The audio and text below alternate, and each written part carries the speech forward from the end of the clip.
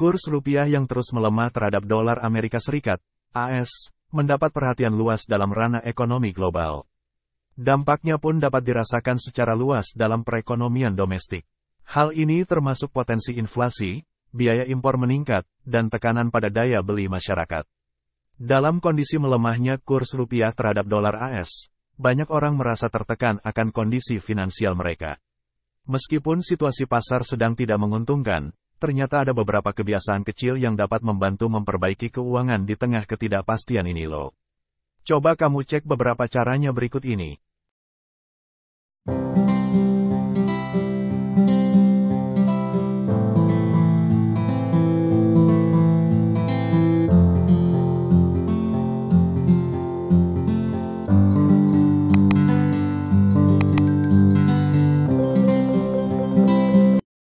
Satu. Mengatur pengeluaran secara sadar. Mengatur pengeluaran secara sadar adalah kunci utama meningkatkan kondisi keuangan. Dengan mengadopsi kebiasaan ini, kamu dapat secara aktif memantau dan mengevaluasi setiap pengeluaran. Pastikan bahwa setiap rupiah yang dihabiskan memiliki nilai sesuai dengan prioritas dan tujuan keuangan. Selain itu, kebiasaan ini juga membantu menghindari perilaku konsumtif yang merugikan. Dengan lebih memperhatikan dan mempertimbangkan setiap pembelian, kamu dapat menghindari dorongan untuk membeli barang-barang yang tidak perlu atau impulsif yang hanya memberikan kepuasan sementara.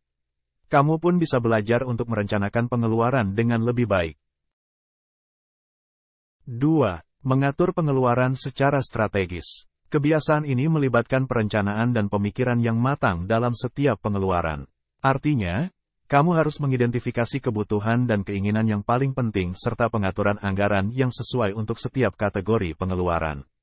Dengan ini, kamu dapat mengalokasikan dana secara efisien dan memastikan bahwa uang digunakan secara tepat sasaran. Pengeluaran strategis juga melibatkan penelitian yang cermat dan perbandingan harga sebelum membuat keputusan pembelian. Dengan mengetahui opsi yang tersedia dan mencari penawaran terbaik, kamu dapat mengoptimalkan nilai dari setiap pembelian. Misalnya dengan menggunakan diskon, kupon, dan promosi lainnya untuk menghemat uang. 3. Melunasi utang terlebih dahulu. Membayar utang adalah langkah penting dalam memperbaiki keuangan pribadi. Dengan fokus pada pengurangan utang, kamu dapat mengurangi beban keuangan dan meningkatkan kesejahteraan finansial. Dengan membayar utang, kamu bisa menghindari bunga dan membebaskan dana untuk digunakan dalam investasi atau tabungan. Proses melunasi utang juga membutuhkan disiplin dan komitmen yang kuat untuk menghindari penumpukan utang baru.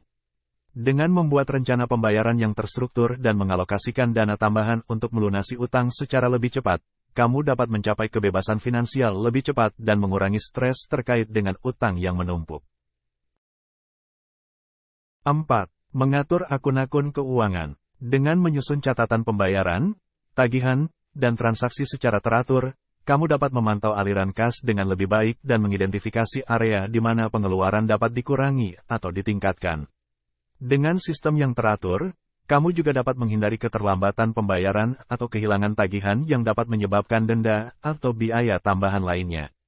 Selain itu, dengan menyusun akun-akun keuangan secara teratur, kamu bisa memantau pertumbuhan aset dari waktu ke waktu.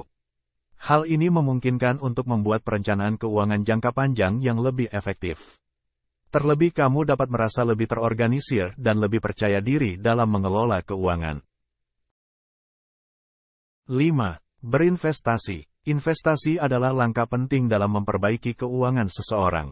Dengan mengalokasikan sebagian dari pendapatan untuk investasi, kamu dapat mengembangkan portofolio keuangan secara signifikan.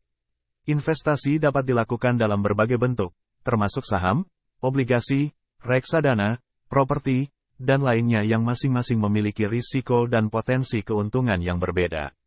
Pilih sesuai preferensi dan kebutuhanmu ya. Investasi juga dapat membantu mengatasi inflasi dan meningkatkan daya beli.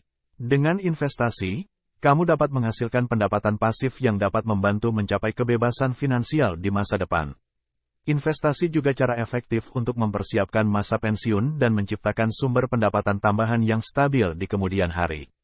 Dengan mengadopsi kebiasaan keuangan yang sehat di atas meskipun kurs rupiah terus melemah, kamu dapat mengamankan stabilitas finansial dan menghadapi masa depan dengan lebih tenang. Coba segera praktikkan ya.